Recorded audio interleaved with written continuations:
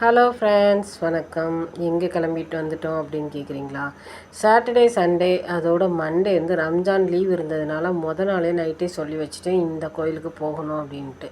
எனக்கு இந்த மாதிரி நிறைய வரலாற்று கோயில்களை பார்க்கணுன்னு ரொம்ப விருப்பம். அதில் இந்த முக்கியமான கோயில் வந்து எனக்கு ரொம்ப நாளாக பார்க்கணுன்னு ரொம்ப ஆசை இருந்தது. இந்த கோயில் எங்கே அப்படின்னு பார்த்தீங்கன்னா, அண்ணா நகர்லேருந்து ஒரு 15 கிலோமீட்டர் தாங்க. இந்த கோயிலை பார்க்குறதுக்கே நாங்கள் அவ்வளோ யோசிச்சு வந்தோம், ரொம்ப தூரம் இருக்குமோ அப்படின்ட்டு. இன்றைக்கி வெயில் வேறு வந்து லைட்டாக தான் இருந்தது.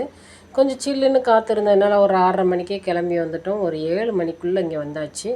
வந்துட்டு நல்ல ஒரு தொண்டை நாடு, அதாவது பல்லவர்களுடைய ஆட்சி கால கோயில்கள் வந்து 32ல் இது 22வது தலம். பார்த்தீங்களா? இது வந்து என்னன்னு தெரியுதா உங்களுக்கு? இதான் வன்னிமரம். கோயில் ரொம்ப சிம்பிளாக இருந்தாலும் ரொம்ப அழகாக இருக்குது. அம்பாளுடைய அருள் பிரசாதம் சொல்லுவாங்க இல்லையா, அந்த தாய் அன்பு அப்படின்னு பார்த்த உடனே மெய் சிலிர்க்க வைக்குதுங்க. உன்னத்தாமல் நான் தேடி வந்தேன் அப்படிங்கிற மாதிரி சூப்பராக இருக்குது. இந்த பள்ளியை வந்து ஒரு 3 தடவை வந்து நம்ம வந்து சோத்துலே இருக்குதுங்க. இது அப்படி லைட்டாக 3 தடவை தடை விடணுமா. தடை விட்டிங்கன்னா உங்களுடைய தோஷம்லாம் போகும்னு சொன்னாங்க. சரி, அப்படி நானும் ஒரு தடவை தடை விட்டேன். சென்னையில் மிகவும் பிரசித்தி பெற்ற கோயில்களில் திருமுல்லை வாயிலும் ஒன்று. இங்கே இறைவனுடைய பேர் வந்து மாசிலாமணீஸ்வரர், இறைவியோட பேர் வந்து கொடியிடை நாயகி அம்மா. பேருக்கேற்ற மாதிரி முல்லை கொடி தான் இங்கே தலை விரிச்சு.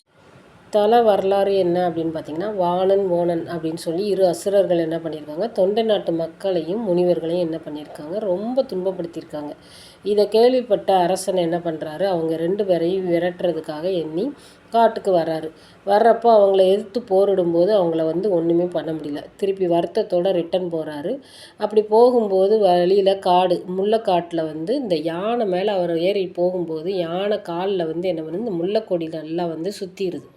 உடனே மேலேருந்து இந்த முல்லைக்கொடியை வாள்னால் குத்தி இப்படி எடுக்க போகும்போது ரத்தம் பீறிட்டு வந்திருக்குது. அது என்னன்னு கீழே இறங்கி பார்த்து பயந்து போய் என்னன்னு பார்க்குறாரு. அப்போ சிவன் மேலே வந்து அந்த கத்தி பட்டதோன்னு அவருக்கு வந்து ரொம்ப வருத்தமாயிடுச்சு. உடனே அவரை வந்து அவர் வந்து மாய்க்கிறதுக்காக அவரே தன்னை வந்து குத்திக்கிறதுக்கு நினைக்க போகும்போது என்ன பண்ணுறாரு, சிவன் வந்து காட்சி தர்றாரு.